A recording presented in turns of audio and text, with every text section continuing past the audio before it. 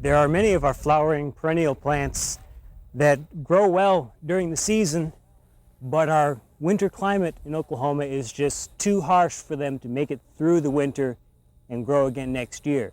These are your tender perennials, and they need some extra special care in the fall in order to keep them from year to year. These are my dahlias here, and as you may be able to tell, they've been through one frost. It's a light frost, which didn't kill all of the plants around here, but it did get these dahlias, and you can see just how sensitive they are to cold.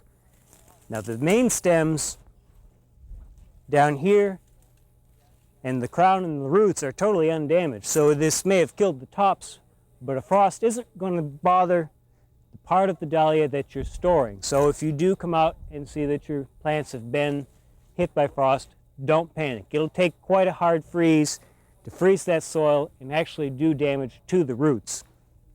But it is a sign that we're going to have to do something and get these stored so that we can get them through the winter. We're going to need to store them inside in a cool place that doesn't freeze.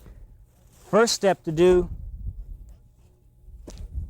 is to dig them.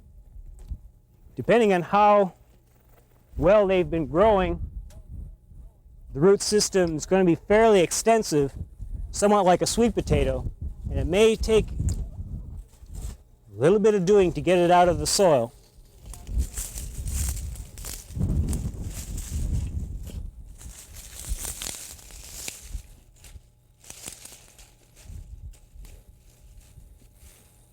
You can start to see the tubers now. You can see where the soil level was. Here's all the tubers underground. These are the storage organs. This is where all the energy has been stored, that's been produced this summer, and that's what's going to keep it going through the winter and give it a good start next year. Shake this excess soil off here.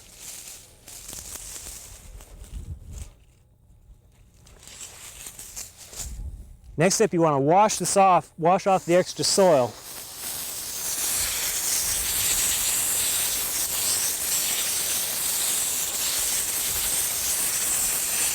You don't want to try and store it with the soil on there, because it can harbor rot fungus, other organisms that will rot those tubers and not let them store during the winter.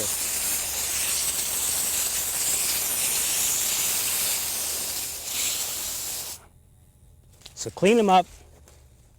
Now this was one small clump. Here's an old tuber from what was put in this last summer, and all these other ones that I can see are new this year. Now we can see already that a few of these have broken off from the clump, and these can be saved. These are perfectly viable, and they will grow next year. So this is one way of propagating the dahlia, is to divide it either in the fall or in the spring. I usually leave them until spring. Next step you need to do is clip the tops back a little bit. You want to leave about 2 or 3 inches, but most of this top has got to go.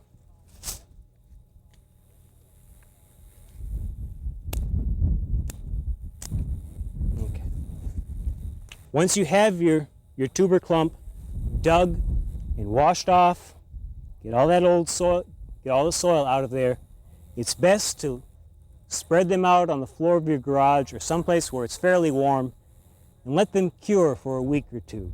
What this will do is, just like curing sweet potatoes or Irish potatoes or any of the other root crops, it allows any cuts or breaks, anything.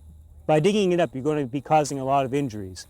You want to give it a time to dry and to heal over those cuts and bruises so that it will be able to store through the winter. Usually it will lose some water by sitting out there, but generally not enough to make a difference. It can shrivel up and wrinkle a little bit and not make a difference. Remember to let these cure for 2 weeks. After they've dried out and cured, pack them. We have a box here with some newspaper in the bottom. I'm going to put in a layer. This is just dry peat moss. Well, semi-dry, a little bit of moisture in it, but you don't want real wet peat moss, and you definitely don't want soggy peat moss. Put a little bit of peat moss in, then you pack your dahlia clumps in this box. Try not to pack them in too tightly. You can leave a little bit of separation between them. In case one clump starts to rot, it won't spread as easily to the other clumps. So pack them in and then finish covering them up with peat moss. Now the peat moss is not really there to keep them moist. It's there to prevent moisture loss. It's there to insulate them, but you don't really want it to be wet. It can go through perfectly well in dry peat moss. It's just there for insulation. Once it's packed, you want to keep it, I keep it in our attached garage, which is just off of the house. It gets just enough heat through the walls to keep the garage just above freezing. You want to keep it cool so that they don't start to grow, but you do not want this box and the dahlias to freeze. Otherwise, the tubers are going to be killed. So keep them cold, but keep them from drying out. Now let's look at some gladiolus. Gladiolus is a tender perennial. In some sections of Oklahoma, it can overwinter. It's usually handled best by digging it up in the fall and storing it over winter and replanting it in the spring. That also allows you to rotate your crop from one section to another and allows you to divide the bulbs, which keeps the bulbs from getting too small. As it gets into a larger and larger clump, it runs down. So it's best, in my opinion, to be handled as a tender perennial and dug up in the fall. These are some that were planted this spring. Depending upon how long they grow, this one quit growing a while ago, and as you see, the corm, which what I'm referring to as a bulb, it's more properly termed a corm, is quite small. This one here, where it's still been growing and it's had a longer growing season, the corm is much bigger, much more satisfactory. Pull a few more of these up. Here's one that's even bigger. Now, what I'm looking for is one that has several cormals. Here's one here. It's got a couple of them. These are small, just beginning corms that form right down by the base of the larger corm. These are a way of starting some more corms next year. If you recall, this spring we planted some of those cormals. I put them just in a row here. Just scattered them very thick together. And we've got some small corms now developed. They're bigger than the cormals. They're one step further towards being a large flowering corm. We have a few here that actually made it up to what will be a flowering size next year. These were just these small cormals this last spring. So by saving these little cormals, it's a way of propagating more gladiolus on your own with very inexpensively and with really a minimum of fuss.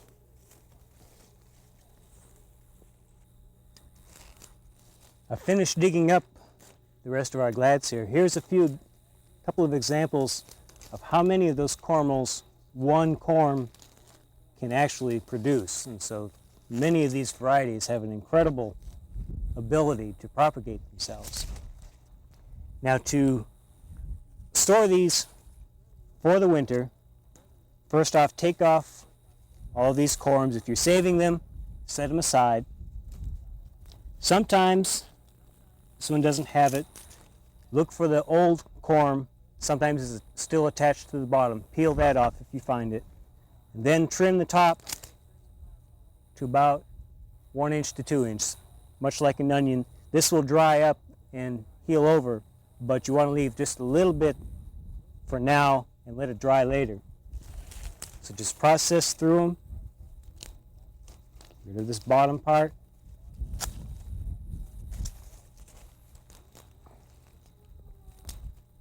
Okay, here's the shriveled up remnant of the corm that was planted this spring.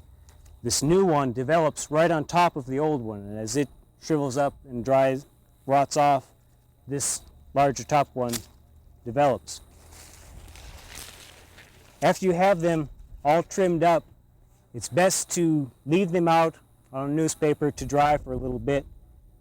If you don't go to that step, you should at least have them hanging in a dry spot and in a porous container. I generally use old pantyhose. They'll stretch. I can hang them up. You can fit quite a few gladiolus in there, and they are well aerated, and so these will dry and not stay moist. It's very important that they become dry and don't stay damp, otherwise they will rot, just as gladiolus. Just as the dahlias. You want to keep them cool, but not freezing, just like many of our other tender perennials. One other tender perennial that is probably more common than either gladiolus or dahlias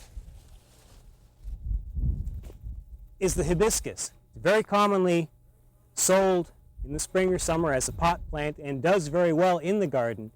It is not exceptionally frost hardy.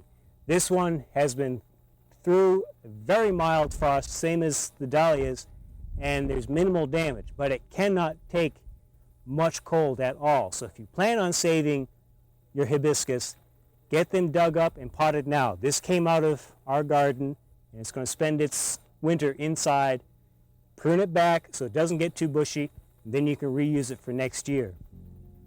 So before you get hit with a very hard cold snap, pay attention to get some of these tender perennials inside and protected so that you can enjoy them next year just like you did this year.